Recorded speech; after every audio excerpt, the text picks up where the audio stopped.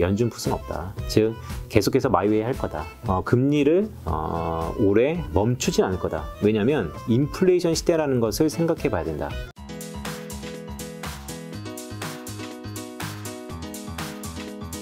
좋습니다. 오늘은 어떤 이야기 또 준비해 오셨나요? 네, 오늘 또 김 작가 원래 또 나오는 날이기도 하고 네. 또 적시성이 항상 기가 막히게 맞는 것 같아요. 다음 주에 6월 FOMC가 있죠. 그렇죠. 한국 시각으로 다음 주 목요일 새벽 3시에 종료 예정인데 그것을 미리 보는 시간, 네. 그 FOMC 프리뷰로 갖고 나왔습니다. 그걸 뭔가 전망하는 그런 그렇죠. 시간인 거겠죠. 네, 그러니까 6월 FOMC에 어떤 일이 있을 것 같다라고 네. 미리 좀 알아보고 그래서 결론은 뭔가까지도 한번 알아보는 시간 갖도록 하겠습니다. 알겠습니다. 사실 FOMC 이제 연준이 네. 지금 이 증시의 가장 또 중요한 곳이기 때문에 맞습니다. 자, 프리뷰 시작해 보도록 하겠습니다. 그러면. 네, 일단 처음에 전반적인 서머리를 좀 해드릴 거고 뒤에 가서 몇 가지의 이해를 돕기 위해서 차트를 좀 말씀드릴게요. 먼저 6월 FOMC입니다. 보시면 이번 FOMC는 전 이렇게 정의하고 있는데요. 6월이라 말하고 9월이라 잃는다. 네. 이렇게 정의하고 있습니다. 무슨 얘기냐면 이미 금융시장은 6월, 7월 달에 빅스텝을 예고한 상태라서 네. 6월, 7월은 많이 가격에 반영을 하고 있고요. 따라서 과연 9월 달에 어떤 스탠스를 보일까에 대한 힌트를 갖는 것이 가장 초미의 관심사다라고 할 수 있겠고요.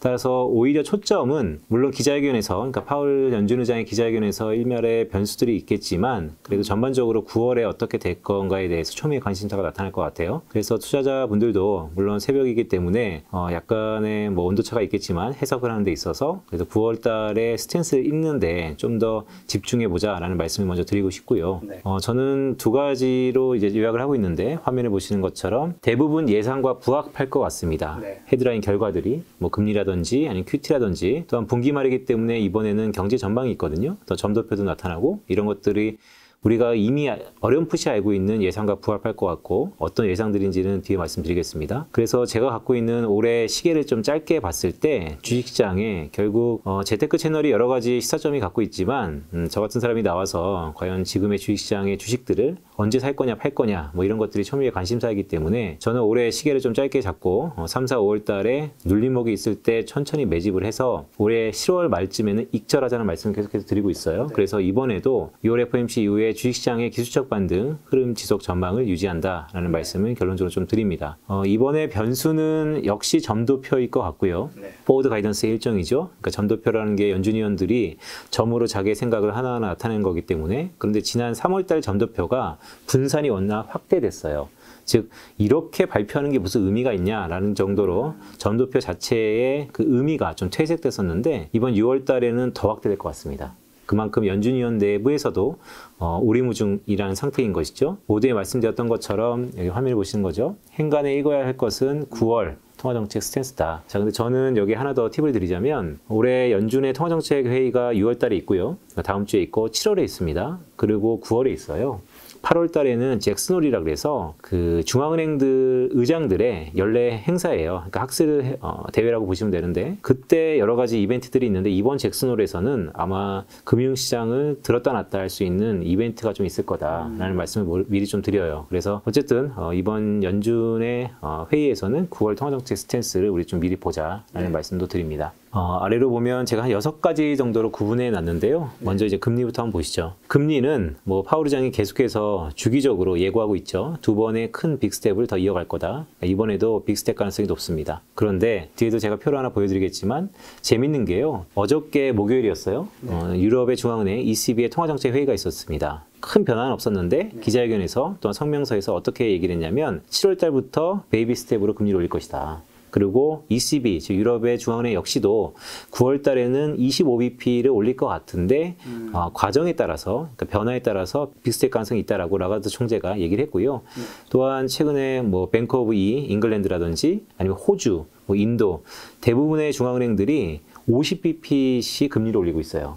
연준이 3월 달에 금리 올리고 실제 금리를 올리기 시작한 지가 3개월 남짓한 순간인데 이제는 전 세계적으로 봤을 때 이 빅스텝이 뉴 노멀, 즉 새로운 기준이 되는 거 아닌가라는 생각도 갖고 있습니다. 오늘 우리 장이 크게 무너졌어요. 오늘 뒤에서도 말씀드리겠지만 코스피 2600선 깨졌고요. 삼성전자는 52조 최저가, 신저가를 기록했습니다. 왜 이렇게 신저가 아니면 매도세가 나타나고 있냐? 결국 뭐 스태그플레이션 얘기도 나오지만 인플레이션이 꽤 높아졌고 그런 인플레이션을 따라잡기 위해서 긴축의 속도가 좀 빠르다고 할 수 있겠죠. 그래서 이번에 6월 FOMC도 빅스텝 가능성이 있고 근데 그 빅스텝을 이제는 좀 공조화가 있을 거다. 즉 뉴 노멀이다라는 것으로 해석할 여지가 있다라는 말씀을 첫 번째 드리는 거고 그러니까 그만큼 이제 긴축에 대한 우려감이 있다는 것이죠. 두 번째는 이제 QT죠. QT가 이미 뭐 시작이 됐고 6월 1일부터 시작하기로 했는데 테크니컬리 보면 6월 중순부터 이 매입과 차입의 분수령이 있기 때문에 6월 15일부터 금융시장에는 좀 더 리즈너블한 영향이 있었습니다. 475억 달러씩 줄이고 있고 이게 950억 달러까지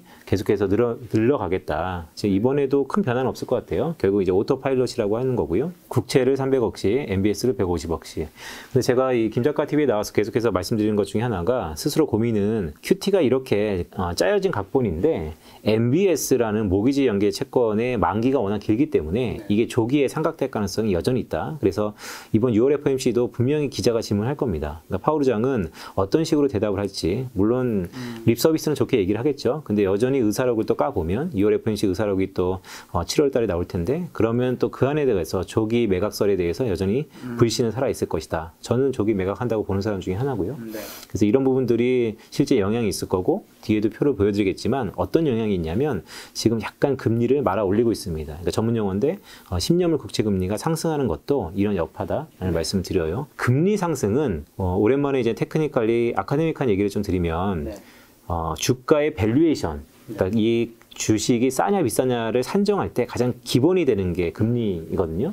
그래서 뒤에 P 레이쇼를 거꾸로 해서 뭐 EP 레이쇼라고 하는데 미국에서 이 주식과 채권의 트레이드 오프라는 인계치가 도대체 몇 % 금리를 찍어야지 모두 주식시장에서 돈을 빼서 채권이라든지 아니면 안전자산으로 갈지 그런 것을 좀 세무해보는 자리도 뒤에 가서 좀 갖도록 하겠습니다. 자, 세 번째는 이제 프로젝션, 아웃룩이죠. 경제 전망인데 이게 또 컨센서스예요. 성장은 하향할 거고 인플레이션 전망은 높일 거다라는 게 최근의 컨센서스이고요. 이미 뭐 월드뱅크라든지 IMF 대부분 다 성장률을 하향 조정하고 있고 물가를 올리고 있죠. 그리고 연준 내부에서도 지난 3월 달에도 똑같았거든요. 성장은 낮추고 물가는 올리고 근데 이번에도 또 성장은 낮추고 물가를 올릴 가능성이 있다. 근데 그런 부분들이 상당 부분 반영이 돼 있다라는 말씀도 첫 번째 드리는 거고 자, 네 번째는 그 문제의 점도표인 것이죠. 변동성은 확대될 가능성이 높다라는 말씀을 첫 번째 드렸었고 자, 이제부터는 저희 관심사인데요. 조금 어려운 부분일 수도 있습니다. 이제 중립금리. 물론 김작가 TV 보시는 분들이 이제 많이 중립금리에 대해서 받아들이고 들어가셨기 때문에 대부분의 정의는 알고 계실 거라고 봐요. 인플레이션도 디플레이션도 아닌 스테디 스테이트라 그래서 가장 균형 상태인 금리 수준이라고 해서 중립금리인데 흔히 이것은 아카데믹한 해석이고요. 간단히 얘기해서 연준이 어느 정도 수준까지는 편하게 금리를 올릴 수 있는 수준이다라고 보시면 돼요. 그런 중립금리의 상향 여부가 이번에 좀 관심사일 것 같습니다. 왜냐하면 지난 3월 달에 소폭 중립금리를 낮췄거든요. 그래서 현재 중립금리를 얼마나 올릴 것이냐. 근데 이게 왜 중요하냐면 지금 컨센서스가 일단 중립금리 이상으로 올려놓고 보자라는 게 컨센서스라서 이 부분이 올라간다면 생각보다 세게 또 긴축으로 해석할 수 있습니다. 그래서 중립금리 상향 여부가 개인적으로 좀 중요하다 보이고 지난 3월 달에 2023년도에 금리 인상이 종료된다는 것을 점도표로 찍어놨어요. 왜냐하면 2023년도 중립금리라고 그러니까 미디언 값하고 2024년도가 더 낮았거든요. 그러면 2023년까지 그러니까 내년 말까지 금리를 쭉 올리고 상황을 봐서 더 낮출 수도 있다라는 게 지난 3월 달까지의 연준의 공식적인 입장인데 이번에 어떻게 바뀔지 왜냐하면 인플레가 꽤 높아졌잖아요. 그런 부분들을 좀 주목할 필요가 있다. 그래서 이 오른쪽이 좀 재밌는 건데 제가 나름대로 조심스럽지만 전망을 좀 해봤습니다. 성장률은 낮아질 가능성이 있으니까 그러면 점도표에서 지금과 똑같이 2023년도 그러니까 내년 말에 일단은 금리의 인상을 일단락한다라고 한다면 지금하고 똑같잖아요. 성장률만 좀 낮출 뿐이지. 근데 성장률 낮추는 것은 이미 선 반영됐다는 측면에서 금융시장에서는 무차별할 것 같아요. 별 반응이 없다라고 보는 거고 다만 아니다. 이게 2023년에 종료하려고 했는데 최근에 인플레이션 압력이 좀 높아져서 금리 인상을 내후년까지도 이어질 수 있을 것 같다라고 한다면 금융시장은 좀 부정적일 것 같습니다. 상당히 매파적으로 인식할 것 같고요.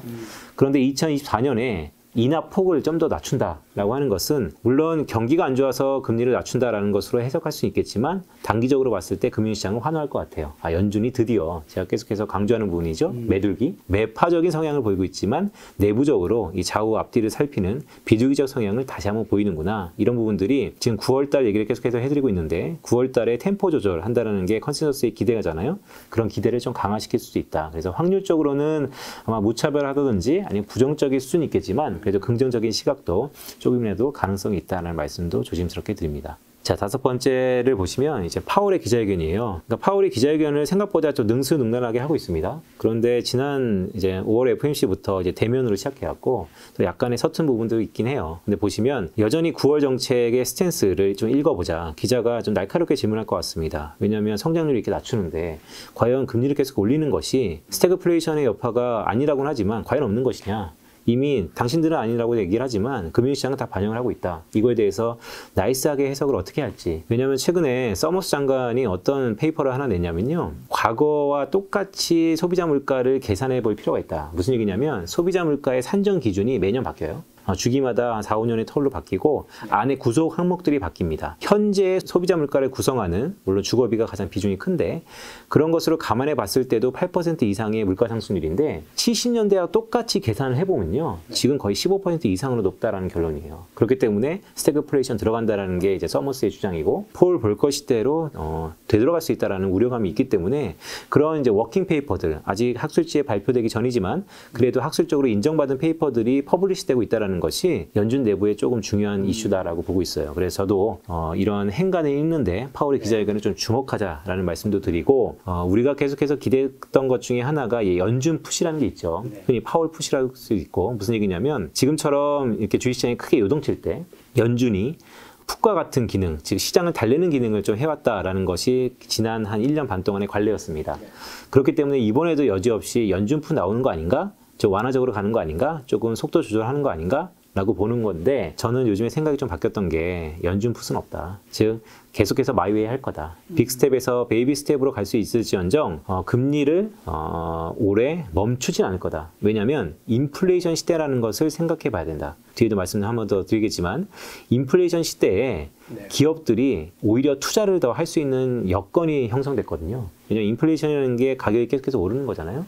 디플레이션은 가격이 계속해서 내리는 거고 가격이 내리는 것보다 오르는 시기에 기업들이 투자를 발벗고 나서야 되는데 미국에서도 가장 경제를 활성화시키는 데 중요한 게 소비 다음으로 투자입니다. 그럼 기업들의 투자를 이끌어내기 위해서 오히려 연준의 이 행태와 통화정책의 흐름 자체가 좀 바뀌었을 거다. 그래서 이런 것들이 큰 변화인데요. 잭슨 홀 때 아마 다시 한번 공교리 나타날 수 있을 것 같아서 연준 풋을 혹시 기대하시면서 FOMC를 보시는 분들은 희망 고문일 수 있다라는 생각도 조심스럽게 말씀드립니다. 그리고 이제 이 1번부터 6번까지가 제가 생각하는 중요도예요. 그래서 6번을 보면 중요도가 가장 낮죠. 그러니까 스테이트먼트는 그러니까 3월 달부터이죠. 그러니까 어떤 스테이트먼트에 문구가 들어가고 있냐면 통제할 수 없는 변수 두 가지가 있다. 첫 번째로는 그 우크라이나 사태, 두 번째는 중국의 락다운 사태. 근데 여지없이 이어지고 있죠. 그래서 우크라이나 사태는 유럽의 경기 침체 가능성을 좀 더 앞당겼다라고 저는 보고 있고, 더구나 제가 김 작가에서 계속해서 얘기했던 에그플레이션, 이제 에그플레이션이 실상 시작됐습니다. 올해 늦은 여름부터는 우리가 에그플레이션에 대해서 이미 대응을 안 하면 투자하는 데 있어서 상당히 곤욕스럽기 때문에 좀 주목할 필요가 있다는 말씀을 다시 한번 드리고요. 또 중국의 락다운, 공교롭게 상하이시가 락다운을 조금 해제하더니 오늘 또 공교롭게 부분적인 봉쇄에 다시 들어갔어요. 한국도 그랬잖아요. 1차 오미크론, 2차 오미크론 가면서 업앤다운이 좀 있었는데 중국도 마찬가지죠. 그래서 그런 부분들이 이 반도체 공급 교란, 최근에 오늘 삼성전자 신저가의 여러 가지 이유 중에 하나가 또 공급 차질에 대한 우려가 있는 것이거든요. 거기다 더 나아가서 국제유가가 이제 만성입니다. 국제유가가 최근에 국제 IB들의 컨센서스가 배럴당 150달러까지 확대됐어요. 150달러 정도 수준이면요, 다 녹아내리는 겁니다. 사실은 이러면 잘 나가는 기업도 움츠러들 수밖에 없고요. 비용적인 부분 때문에. 근데 이게 실생활에 이미 들어가고 있고요.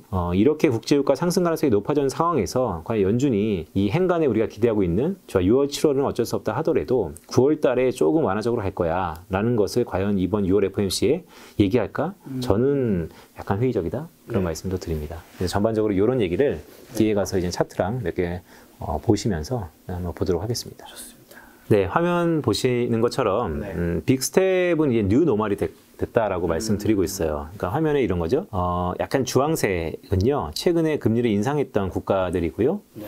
회색은 여전히 이제 완화적인 스탠스를 고수하는 국가들. 보시면 유로존, 그다음에 일본, 중국은 또 이렇게 인하를 하고 있고요. 오른쪽을 보시면 되는데 지난해 연말 대비, 그러니까 작년 12월 대비 미국은 벌써 75bp 금리를 인상했고 캐나다도 마찬가지고요. 영국도 마찬가지고 인도는 꽤 세죠. 호주도 그렇고 한국도 그렇습니다. 중국은 또 인하했고요. 이게 여지없이 환율 시장에 또 반영이 되고 있고 최근 보면 가장 직전에 비하면 역시 미국과 캐나다 그다음에 인도와 호주가 빅스텝이에요.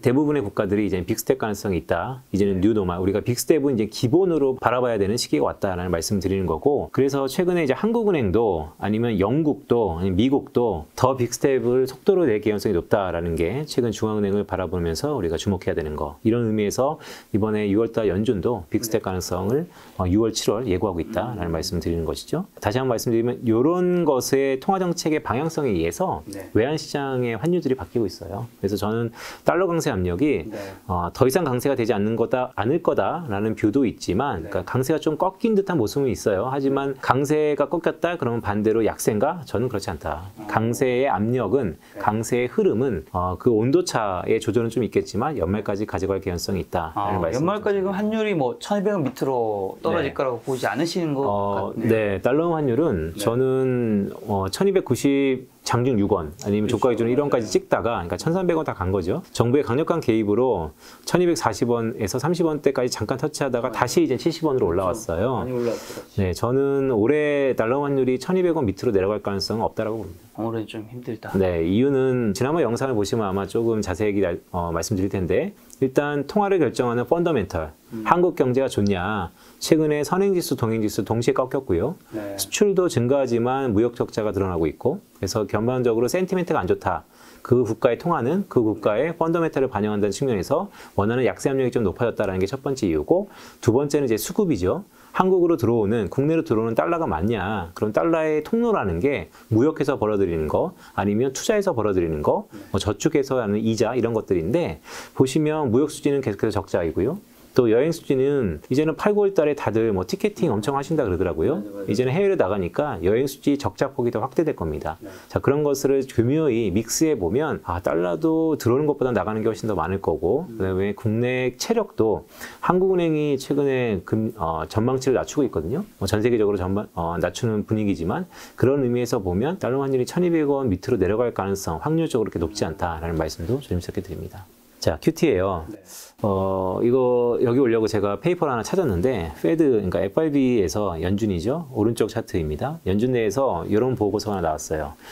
대차 대조표 축소를 시작했는데 그 규모가 2조 달러, 그러니까 2.14 정도 달러인데요. 2.1조 정도를 줄이면 그러니까 이게 시계로 보면 지금과 같은 수순이면 속도면 아마 내년 말쯤이 될 것 같습니다. 그러면 금리 인상을 2번 정도 올리는 그러니까 빅스텝 한 번의 효과와 똑같다라는 얘기를 했어요. 그렇다면 우리가 지금 금리 인상을 선물 시장에서 미국의 국채 시장에서 반영되고 있죠. 근데 QT 역시도 금리 인상 효과라는 게 이 정도 수준이 있다라는 말씀을 드리는 거고 왼쪽 차트에 보시면 이게 이제 주황색이 미국의 10년물 국채 금리인데요. 역축을 그렸어요. 무슨 얘기냐면 내려가면 금리가 오르는 겁니다. 보시면 미 연준의 자산은 파란색이고요. 코로나 터지고 양쪽 하나 이렇게 크게 한 거죠. 그리고 최근 들어서 이제 QT를 시작한 거 아닙니까? 그럼 이렇게 이제 전망이 되는 거예요.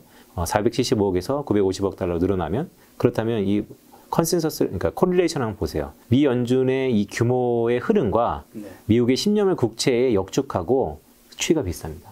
그러면 결국 금리의 상승 압력 이 여전히 상존하고 있다. 그러니까 QT의 2조 정도의 효과가 결국 금리 인상의 2번과 맞먹기 때문에 국채 금리의 최근의 상승 가능성과 결부시킬 수 있다라는 분석을 하나 해왔고 자, 세 번째 경제 전망입니다.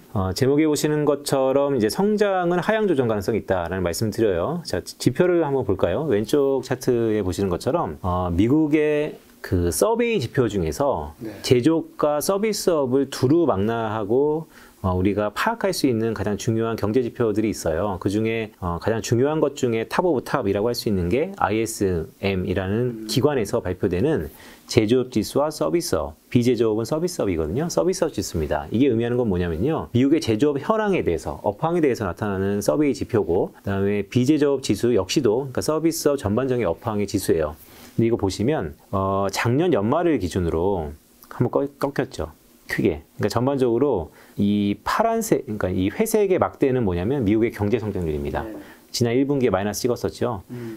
추이가 똑같아요. 보시면 최근에 ISM 제조업 지수와 비제조업 지수의 이 하락폭을 보면 성장률을 다시 한번 들어올리기보다는 여전히 둔화 사이즈가 있을 거다. 하방 압력이 있을 거다라고 보는 거고, 자, 오른쪽 차트는 미국 CT 매크로 서프라이즈 인덱스라는 건데, 제가 오늘 이제 경제 지표를 갖고 온 이유는 미리 월간으로 나오는 미국의 경제 지표에 대해서 좀 트래킹하자라는 얘기로 갖고 나온 겁니다. 보시면 파란색입니다. CT 매크로 서프라이즈 인덱스의 정의가 뭐냐면, 여기 제가 밑에 조그맣게 써놨는데요. 실제 발표치와 예상치의 차이예요. 그러니까 예상을 하잖아요. 미리 경제지표가 발표되기 전에. 오늘 물가도 그렇고 뭐 5% 정도 나올 것 같다. 근데 6% 나오면 이 지수가 올라가고요. 4% 나오면 지수가 떨어집니다. 네. 그래서 최근에 이 지수가 이렇게 내리받고 있는 게 또한 기준선 0을 밑으로 하회했어요. 그만큼 시장이 기대하는 것보다 기초 체력이 떨어지고 있다는 거예요.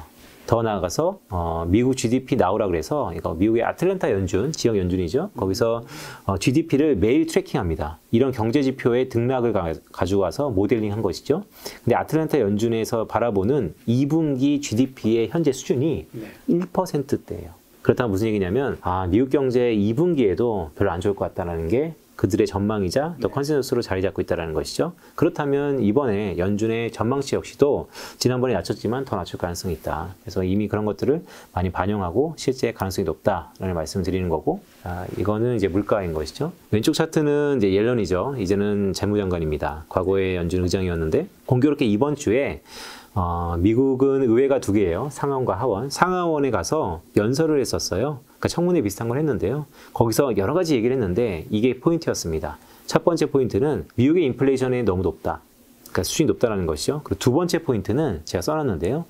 미국 인플레이션, 지금의 높은 물가의 약 한 3분의 1, 그러니까 33.3% 정도는 반도체 부족으로 인한 것이다. 그래서 여기서 해석이 2가지입니다. 하나는 그래? 그럼 반도체의 부족이 풀리면 인플레이션이 완화되겠네? 그럼 언제 풀리지? 네, 뒤에 말씀드리겠지만 오히려 중국의 락다운 이런 것들 때문에 공급 교란의 그 시기가 좀 더 지연되고 있어요. 늘어나고 있다는 것이죠. 그래서 최근에 보면 이거 인플레이션 생각보다 뭐 오늘 공교롭게 편집 이후에 또 소비자 물가가 나오겠지만 소비자 물가는 뭐 2개월 연속 둔화되는 걸로 나올 겁니다. 하지만 너무 높은 수준의 물가, 그 앞으로 미래 전망을 보면 일단 반도체 부족이 생각보다 빨리 해소되지 않을 것 같아서 오히려 불안감을 좀 높일 수 있다라는 말씀을 첫 번째 드리고, 오른쪽은 또 이것도 이번 주에 발표된 자료인데요. 제가 갖고 나왔습니다. 미국의 에너지 정보청이죠. IEA에서 배럴당 유가의 전망이에요. 이 오른쪽 부분이 전망인데 녹색이죠. 녹색은 전 세계 원유 소비 전망이고 파란색은 공급 전망입니다. 근데 지금 1분기 기준으로 여기서부터 전망이에요. 지금부터 내년 1분기까지 원유 수요가 증가한다고 전망을 하고 있어요. 자, 원유 수요가 증가한다. 이게 무슨 얘기냐면 유가가 오른다는 겁니다. 그렇죠. 그렇죠. 그렇다면 이미 올랐지만. 그렇죠. 이미 올랐지만 더 오른다는 거죠. 자, 그럼 여기 해석을 해보면, 자, 인플레이션 높다. 네.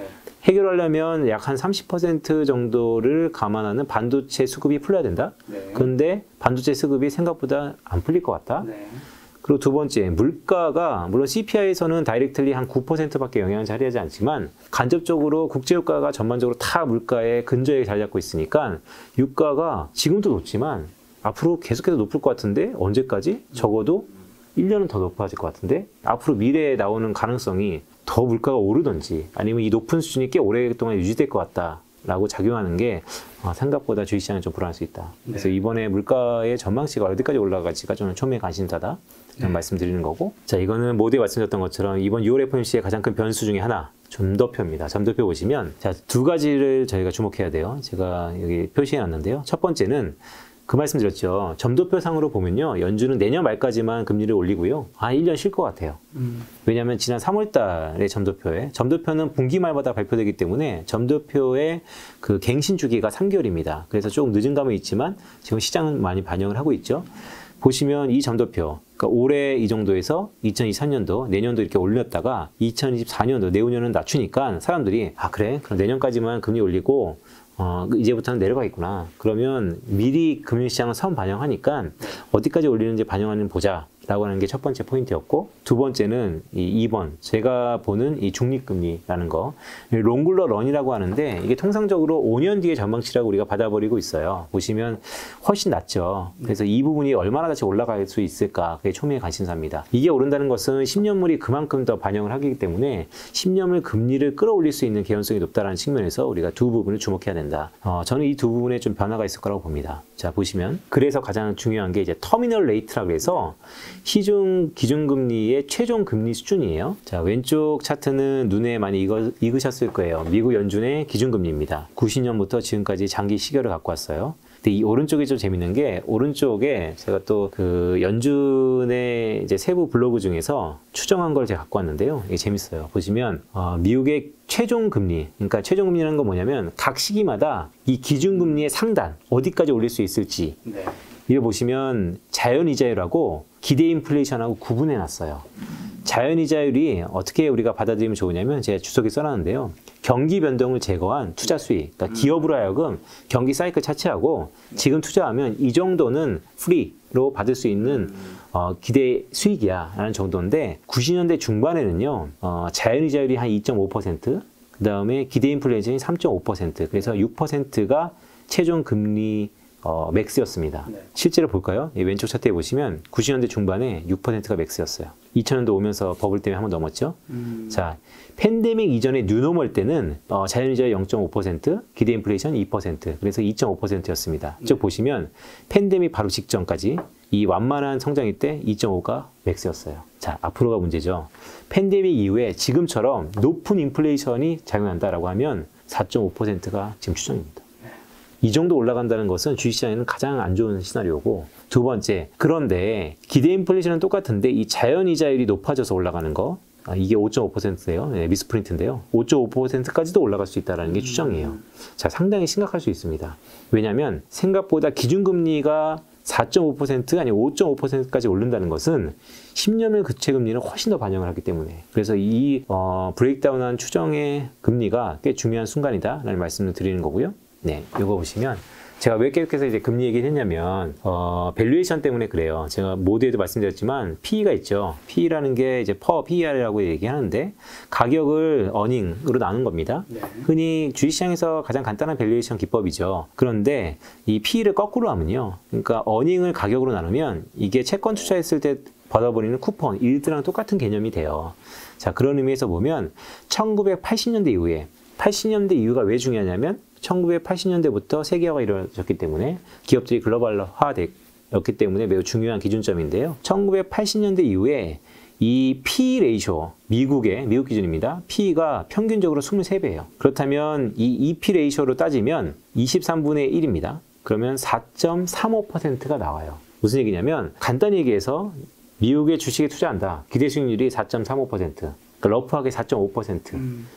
쿠폰, 즉 채권이라는 안전자산에 투자했을 때 이자율이 4.5% 이상이면 엔간하게 주식을 좋아하는 사람 외에는 안 하겠죠. 그렇죠. 굳이 그렇죠. 위험하게. 그렇기 때문에 우리가 최근에 미국의 10년물 국채금리, 시중금리가 올라가는 것에 대해서 상당히 날카롭게 보는 건데, 다시 한번 보실까요? 여기 보면 팬데믹 이후에 지금 같은 인플레이션을 기대한다면, 아니면 성장성이 바탕이 된다면 이 정보다 훨씬 높아질 수 있다는 거. 이게 생각하는 이 시그널이 꽤 지금 주식시장을 억누르고 있는 가장 위험 요인 중에 하나다라는 말씀 드리는 거고, 네, 그래서 더 중요한 건 이제 추정형이겠죠. 시장을 볼까요? 이 차트는 제가 김작가 TV 나올 때마다 이제 보여드리는 거예요. 계속해서 업데이트 해드릴 겁니다. 가로축은 미국의 CPI, 소비자 물가 중에서 핵심, 코어 CPI고요. 세로축은 미국의 10년물 국채금리예요.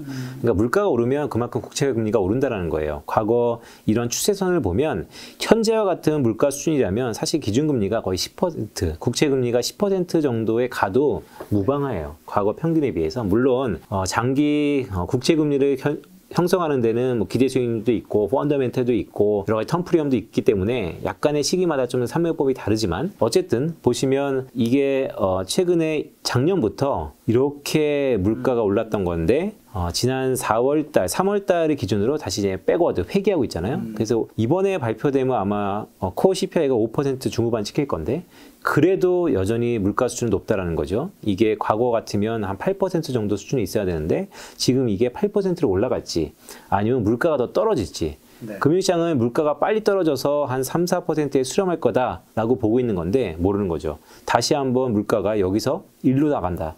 그러면 다시 국채금리가 높아질 수 있어서 네. 자, 금리가 높아지는 건 왜 중요하냐? 앞에 여기 화면 보시는 것처럼 지금 4.4에서 5%를 넘어버리면 주식에 더 이상 메리트가 없기 때문에 그래서 우리가 국채금리를 봐야 되고 그 국채금리를 결정하는 여러 가지 중에 하나가 그냥 러프하게 말씀드리면 물가기 때문에 그래서 우리가 물가 지표를 보는 거다. 근데 아마 오늘 밤에 발표되겠지만 생각보다 한 몇 개월 정도는 낮춰질 것 같아요. 하지만 최근에 말씀드렸던 반도체 수급이라든지 국제유가의 전망주를 보면 더구나 뒤에도 말씀드리겠지만 더 무시무시한 에그플레이션도 있어요. 그런 걸 놓고 본다면 조금은 달라질 개연성도 우리가 유념해야 된다는 말씀을 드리는 겁니다. 자, 파월의 기자회견입니다. 화면에 보시는 것처럼 여전히 뭐 금리라든지 QT라든지 경제 전망이라든지 점도표라든지 보여지는 것들이잖아요. 그래서 두고두고 아마 해석이 처음에는 분분하겠지만 하나로 통일될 가능성이 있어요. 그런데 이 파월의 기자회견은 사실 여전히 이견이 분분합니다. 지금까지도 과연 5월달 FOMC 의사록이 발표됐음에도 불구하고 그때 그 파월의 그런 얘기들을 어떻게 우리가 해석해야 되는가 다들 이견이 분분한 이유는 여지없이 해석에 여지가 있기 때문이에요. 이번에도 마찬가지일 겁니다. 보시면 왼쪽 차트는 최근에 미국 그러면 소비 경제가 가장 중요하잖아요. 네. 제가 가장 바라보는 미국의 경제 지표 중에서 가장 중요한 지표 중에 하나입니다. 보시면 미국의 소비자 심리 지수랑 기대 인플레이션이에요. 그러니까 미시건 대학교에서 발표하는 건데 이번 주에 발표되는 소비자 물가 지표에 전 세계 사람들이 다 이목이 집중되고 있죠. 그만큼 중요합니다. 하지만 토요일 아침에는요. 소비자 심리지수가 또 발표돼요. 그래서 저는 이것도 되게 중요하다고 보는 건데요. 보시면 파란색입니다. 최근 미국의 미시건대 소비자 심리지수가 이렇게 하락하고 있어요. 이 하락 수준이 어느 정도 수준이냐면 과거 금융위기 수준하고 맞먹어요. 금융위기 때문에 뭐가 있었죠? 경기 침체가 있었습니다. 그렇기 때문에 지금 경기 침체 얘기가 나오는 거고 그나마 좀 괜찮았던 것 중에 하나는 기대 인플레이션 얘기 많이 하잖아요. 기대 인플레이션이 높아지기 위해서 연준이 계속해서 기대 인플레이션을 잡기 위해서 노력한다는 얘기를 했잖아요. 계속 올라오던 기대 인플레이션이 최근 살짝 꺾였어요. 자, 그렇기 때문에 곧바로 금융시장이 어떻게 얘기하냐. 봐라, 기대 인플레이션 꺾였다. 그러면 6월, 7월은 빅스텝 하더라도 9월 달에 베이비 스텝으로 회귀할 거다라는 게 지금의 컨센서스입니다. 네. 저만 그렇게 생각하는 게 아니고 오른쪽 차트 보시죠. 이게 국채 선물, 미국의 국채 선물에서 반영되어 있는 9월달 FOMC의 금리 수준이에요. 보시면 9월달 FOMC에서 2.25에서 2.5를 반영을 하고 있다고요. 그러면 지금의 두 번의 빅스텝 플러스 베이비 스텝으로 회귀 가능성도 많이 컨센서스가 돼 있다. 한번 보시죠. 9월달에 어떻게 될지. 하지만 시장은 일단 6월, 7월 빠른 템포 이후에 네. 잠깐 한 템포 친다라는 게 컨센서스인데 이번 6월 FOMC에서의 파월 의장의 기자회견을 보면 글쎄요. 생각보다 그렇게 비둘기적으로 보여질 것 같지는 않다. 그리고 지난 3월달에 비해서 5월달이 어떤 얘기가 있었냐면 연준의 그 정책회의 끝나고 금융시장이 반영을 하는 게 처음엔 다 긍정적으로 반영하거든요. 네. 근데 3월달에는 하루 갔고 5월달에는 한 반나절 갔죠. 이번에는 그보다 더 짧을 수 있다. 라는 말씀도 조심스럽게 드립니다. 자, 이거는 제가 이제 피터슨 경제연구소에서, 그러니까 미국의 싱크탱크인 사이트인데요. 거기 갖고 온 거예요. 좀 재밌어서. 미국의 고용시장의 수급이 개선되고 있다는 건데, 이건 결론적으로 어떤 차트냐면, 미국의 고용시장 수급이 개선된다는 것은 그만큼 이제 임금의 상승폭이 좀 둔화될 수 있다. 예전에는 기업이 오퍼링을 내도, 공고를 내도 네. 사람이 없어서 더 높은 임금을 계속해서 줘왔던 게 이 왼쪽 차트. 이게 작년 연말. 2021년도 12월 기준으로 자 오프닝 레이트라는 게 기업이 계속해서 공고하는 거예요. 공고율이 높아질수록 임금이 높아진다는 거죠. 이렇게 높았던 게 지금 올해 4월달 기준으로 딱 봤더니 다 내려갔죠. 한 단계 다운그레이드 돼 있다. 그래서 임금 상승 압력. 미국은 임금이 매우 중요하잖아요. 왜냐하면 임금을 한번 높으면 하반 경직선이라는 게 있어서 좀처럼 쉽게 내려오진 않습니다. 그런 의미에서 이 직업의 구인량과 임금의 상관관계를 본 건데 지난 연말에 비해서 한 4, 5개월 만에 확실히 좀 둔화되고 있다. 그래서 다시 한번 이 앞에 보여드리면 기대 인플레이션이 소폭 꺾이고 이 두 가지를 믹스해서 시장은 아마 9월 달을 되게 확인하고 싶어 할 거다. 그래서 이번에도 6월 FOMC의 파월 의장의 기자회견 중에서 분명히 기자가 질문할 겁니다. 자, 6, 7월 빅스텝 오케이. 그럼 9월 달에는 어떻게 할 거냐? 그럼 물론 또 오토파일럿 얘기하겠죠. 주변의 상황에 따라서 나오는 경제 지표에 따라서 반영할 거다. 그런데 경제 지표들은 살짝 고개를 좀 숙이고 있는 건 사실이다. 이런 말씀 좀 드립니다. 자, 이게 좀 중요하죠. 그래서 왼쪽 차트에 보시면 이 파란색이 미국의 10년물 실질금리예요. 네. 그러니까 실질금리라는 게 우리 흔히 얘기하는 명목금리에서 기대 인플레이션을 차감하는 것입니다. 이게 최근에 플러스권에 진입했어요. 무슨 얘기냐면 실질금리가 플러스라는 것은 금융자산에 대한 투자 유인보다 실물자산에 대한 투자 유인이 좀 더 높아졌다. 반대로 얘기하면 더 이상 금융자산에 대한 투자 유인이 희석됐다. 그러면 기업들이 실질금리가 플러스권에 들어갔을 경우에는 투자를 한다. 라는 게 우리가 경제학적 해석입니다. 네. 근데 과연 그럴까? 제가 데이터를 한번 봤어요. 보시면 주황색은 미국의 GDP 대비 거주 투자, 비거 투자, 즉 매크로 지표 중에서 GDP 대비 투자의 비중이 얼마나 업앤다운이 있었냐를 보니까 미국의 10년물 실질금리랑 대동소이합니다. 그래서 최근에 이 실질금리가 플러스권에 들어갔다라고 한다면 네. 아마 기업들은 투자를 할 거다. 그래서 인플레이션 시대에 기업들은 투자를 한다라는 게 실제 데이터상으로도 나오는 것 같아요. 그런데 이번에는 약간 그 속도에 대해서 저는 우려감이 조금 있는 게 기업들은 인플레이션 시대에 투자를 해야 됩니다. 미래 성장 산업에 대해서. 그런데 그게 지금일까? 에 대해서는 좀 고민을 해봐야 돼요. 왜냐하면 기업이 투자를 왜 하냐? 돈 벌려고 하잖아요. 그렇죠. 그러면 투자하는 입장에서 보면 투자라는 것은 대규모 자금을 쏟아붓는 건데 전망이 좋을 때 해야 될 거 아니에요? 아니면 약간의 뭐 위험을 갖고 않는 투자를 하더라도 네. 지금처럼 경제 전망이 계속해서 내려가고 있는데 쉽사리 투자하기에는 쉽지 않을 것 같아요. 어렵죠. 강압적으로 뭐 등떠밀려 하는 건 어쩔 수 없이 모양은 되겠지만 실제 자발적으로 하는 것은 경제 전망이 좋을 때나 아니면 이제는 경제 전망의 하향 조정이 끝날 때쯤에 기업들이 투자할 것 같습니다. 네. 그런 의미에서 보면 오른쪽 차트는 최근 IMF의 수장 경제 전망이거든요. 1월 달에 비해서 4월 달이 다 다운그레이드 되고 있고요. 6월 달에도 계속해서 다운그레이드 되고 있고요. 아마 이 다운그레이드가 지속되는 한 실질금리 상으로 보면 기업이 투자하는 것이 경제 데이터 상으로도 맞고 이론적으로 많은데 이번에는 기업이 조금 느리게 할 수 있다. 자, 그렇다면 연준 입장에서 생각해 보자고요. 과거 같으면 이럴 때일수록 실질금리를 다시 한번 마이너스로 가든지 아니면 연준 풋으로 인해서 금리를 좀 안정시켜 줘야 되는데 이제는 상황이 바뀌었다는 것이죠. 인플레이션 시대라는 것은 바뀌지 않았고 기업들의 투자 활성화를 위해서 오히려 연준 풋은 이런 의미에서 놓고 보더라도 좀 나올 가능성은 좀 적다라는 말씀을 좀 드립니다. 자, 끝으로 이제 성명서인데요. 모두에 말씀드렸던 것처럼 성명서는 두 가지의 통제되지 않는 변수들을 얘기하고 있다고 말씀드렸죠. 우크라이나 사태. 저는 여지없이 뭐 6월 말이 다 돼가고 있는데요. 우크라이나는 좀 아픈 역사의 뒤안길로서 우크라이나는 반대를 하지만 열대 열강들의 이해관계에 의해서 우크라이나를 배제하고 봉합될 가능성도 여전히 저는 생각하고 있는 사람 중에 하나입니다. 점점 뼈아픈 가능성이 그게 이제 실리 외교이자 아픈 역사인데요. 어쨌든 우크라이나가 장기화되면서 이 식량 안보라는 얘기가 나오고 있어요. 네, 푸드 시큐리티인데요. 왼쪽 차트에 보시면 전 세계 농산물 가격 지수예요. 70년대부터 지금까지입니다. 에그플레이션이 왔어요. 네, 지금 제일 높은 거예요? 네, 제일 높습니다. 역사상 가장 높습니다. 이제 이게 후폭풍을 갖고 시차를 갖고 우리의 생활 물가에 들어올 겁니다. 실제 밀 생산도 문제가 생겼고 뭐 설탕뿐만 아니고 이제는 먹고 쓰고 이런 것들이 마음 편히 하기에는 조금 힘든 국면이 이제 접어들고 있다. 그렇다면 인플레이션 압력이 이제 체감적으로 올 수 있다. 그래서 오늘 이 시간에도 스태그플레이션에 대한 우려도 있는 거고 월드뱅크라는 세계은행이 이번에 경제 전망을 내면서 하향 조정 이유는 스태그플레이션 이렇게 얘기했던 이유 중에 하나고요. 자, 이만큼 높다라는 말씀 드리는 거고 오른쪽에 보시면 그런데 자, 이 음식의 농산물의 자급률 를 보면 이 색깔을 좀 보시죠. 이런 색깔의 국가들이 전부 식량 안보에 주의보호가 있는 국가, 네. 그러니까 의존도가 높은 국가, 자립도가 떨어진 국가들인데 보시면 다들 아프리카 국가들, 그 다음에 일부 인도. 그 무슨 얘기냐면 지난 아랍의 봄이라는 얘기 했었잖아요. 제가 2010년도 7월 달에 이집트를 비롯해서 아프리카의 대부분 국가들이 중동의 대부분 국가들이 러시아의 밀에 의존하고 있는데 당시 2010년 7월 달에 러시아의 생각지도 않는 큰 가뭄으로 인해서 밀 수출을 제한해버리고 그게 결국에는 중동과 아프리카를 타나서 전 세계 아랍의 봄에 시발점이 됐다라고 저는 생각하고 있기 때문에 이번에도 그럴 가능성이 다시 한번 높아질 수 있고 근데 그게 무슨 의미냐?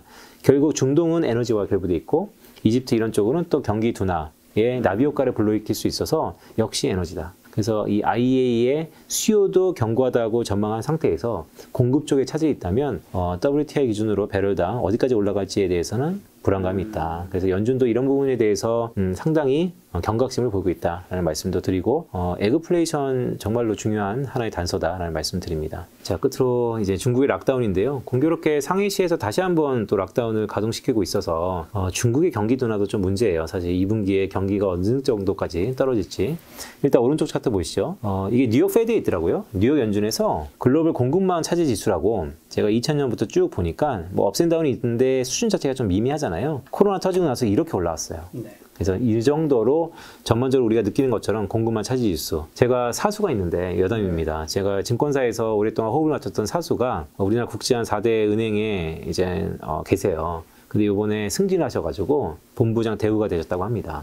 은행은 뭐 대우라는 게 있잖아요. 그러면 이제 차를 줘요. 근데 그 차를 기분 좋게 이제 딱 차를 받는다. 어쨌든 직장인이 들어가서 임원 대우 비슷하게 해보면 그렇죠. 차도 주고. 근데 차가 아직까지 안 온다는 겁니다. 공급 교란 때문에. 네, 이런 아픈 현실. 네, 제가 웃자고 한 얘기지만, 네, 형님 제가 얘기했습니다. 네, 그런 얘기 하는 거고요. 임기 끝날 때까지 차는 오겠죠? 한 1년 걸릴 것 같습니다. 네. 보통 임원분들은 이제 계약직이니까. 맞습니다. 네. 네. 그럴 수도 있네요. 네. 오래 하시길 바랍니다. 네, 제가 기도드리겠습니다. 어쨌든, 네, 왼쪽 차트에 보시면 이제 반도체 칩 종류예요. 그러니까 전력 관리 칩, 뭐 마이크로 컨트롤 칩, 중앙 처리 CPU, 메모리 칩, 와이파이 쭉 있는데요. 무슨 얘기냐면요. 이번에 공급 교란으로 인해서 평상시에는 한 달에서 2달, 4에서 8주 정도의 수급이 있었다면 지금은 거의 6배 정도. 네. 그러니까 6개월에서 1년 걸린다는 거예요. 이렇게 반도체 칩의 공급 차질이 확대되고 있다. 자, 이거는 생각보다 심각합니다. 지금 뭐 신차에 대한 기대감이 오히려 우려감으로 나타날 수 있는 개연성이 있고, 오늘 삼성전자의 신저가, 물론 지금이 뭐 바닥이라는 얘기도 있죠. 왜냐하면 신저가라는 게. 얼마인지 봐야 되겠네요. 네, 아마 6만 2만 원? 6만 2천 원? 얼마로 마감됐을까요? 63,800원. 3,800원. 오늘 네. 2.15%나 빠졌네요. 네, 그러니까 지수 전반적으로 하락했으니까요. 자, 그렇다면 글쎄요, 저는 뭐 반도체는 이제 헤게모니 싸움이다라는 말씀드렸고, 미국 주도의 글로벌 밸류체인이라고 제가 이제 넥스트라는 책에서도 언급을 드렸었잖아요. 그래서 그런 부분들을 결부시켜 봤을 때 한국의 기회는 있다. 그러면 매사에 어떤 주식이 가장 좋은 주식이냐? 저는 이거는 확실합니다. 싼 주식. 싼 주식. 네. 네. 그래서 결론을 보시면 네. 네, 이거예요. 결국 싼 거에 장사 없다. 네. 물론 부침은 있겠죠. 그리고 올해 하반기에 희망 고민이라는 얘기도 조금씩 나타나고 있으니까요. 근데 저는 이제 뷰를 어떻게 들었냐면 5월달 전후로 해서, 그러니까 6월 FOMC 전후로 해서 천천히 매집을 하시고요. 그 이후부터는 보유자의 영역으로 들어갑니다. 그러니까 지금까지 잘 기다렸던 분들은 새로 사는 것보다는, 왜냐면 내년 초반에 경기 침체를 보는 사람 중에 하나니까. 근데 이미 가지고 있던 분들은 지금부터 10월달에 본전을 찾으면 아프지만 과감히 익절하자, 네. 아니면 본전을 회수하자는 말씀도 드리면서 자, 이 말씀 좀 드리고 싶어요. 결국 이것은 미국 기준입니다. 미국의 S&P 500 기준으로 MDD라는 것은 고점 대비 하락폭이에요. 위에는 주가고 고점 대비 하락폭, 아래는 회색은 경기 침체 기간, 라인은 성장률을 보시면 과거 경기 침체 구간마다 MDD 하락폭이 크죠. 경기 침체니까. 그런데 그때 과거 평균이 29%, 그러니까 러프하게 30%.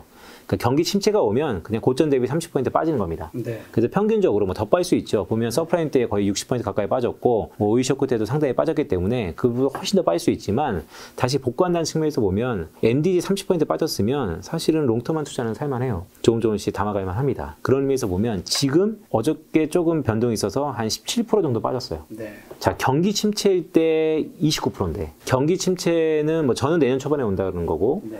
글로벌 컨센서스는 내년 한 중후반에 온다라는 건데 당장 오는 게 아니기 때문에, 네. 그렇다면 낙폭 과대라는 심리는 분명히 있다. 그래서 모두에 말씀드렸지만 요철 구간이고 불안하고 다 그런 거 있습니다. 네. 그리고 생각보다 맘 편히 투자할 수 있는 시기에는 현상은 아니에요. 그렇죠. 그런 의미에서 보더라도 경기 침체가 온다고 하시는 분들은 지금도 손이 나가면 안 되죠. 왜냐하면 더 빠질 수 있으니까. 하지만 경기 침체 시기가 올해는 아니다라는 강한 믿음과 강한 전망을 갖고 계신다면 지금의 이 싼 가격에 대해서 노크를 하시는 분들이 분명히 있을 거다. 그래서 저도 경기 침체를 반영하기 시작했다라는 측면에서 일부 가능성을 보지만 다 반영한 건 아니다라는 측면에서 MDD 과거 통계를 보시죠. 29%까지 떨어졌는데 현재 20% 떨어졌다 아닙니까? 그러면 경기 침체가 아니라면 이 정도 수준이면 꽤 떨어졌다. 라는 생각도 조심스럽게 드리면서 공교롭게 오늘 또 삼성전자의 52주 신저가를 깬 날이기 때문에 만약에 외국인들이 빈지털이라든지 아니면 수급에 대해서 기대감이 있다면 뭐 크게 있는 건 아니지만 그러면 결국 포트폴리오 투자와 대형주부터 가져갈 가능성이 높아서 저는 여전히 반도체 주식에 대해서 긍정적인 시각 이렇게 사졌을 때는 조심스럽지만